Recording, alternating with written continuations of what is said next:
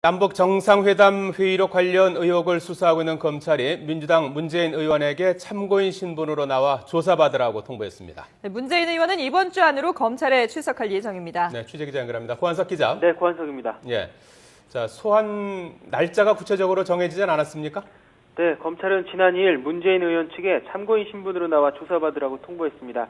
아직까지 소환 날짜는 정해지지 않았습니다. 검찰 관계자는 문 의원 측과 소환 일정을 조율하고 있다며 최대한 빨리 나와달라고 통보했다고 말했습니다. 문 의원은 검찰 조사에 당당히 임하겠다고 밝혔기 때문에 이번 주 안에는 검찰에 출석할 것으로 보입니다. 검찰은 2007년 남북 정상회담 회의록이 국가기록원 대통령 기록관으로 이관되지 않은 이유를 수사하고 있습니다. 또 초본으로 보이는 회의록이 청와대 문서관리 시스템 이지원에서 한 차례 삭제된 경위도 수사 대상입니다. 검찰은 당시 대통령 비서실장이었던 문 의원을 상대로 회의록 작성과 이관 과정 전반에 대해 조사할 예정입니다.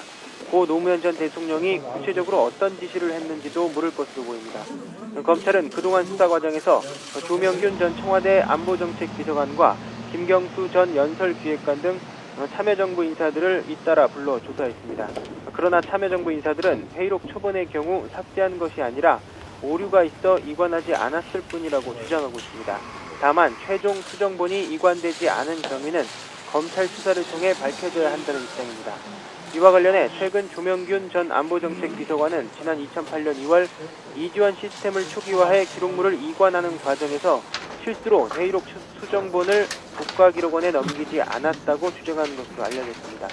검찰은 남북 정상회담 회의록은 수본이든 수정본이든 엄연한 대통령 기록물이어서 이관되지 않았다면 대통령 기록물 관리법 위반이라고 판단하고 있습니다.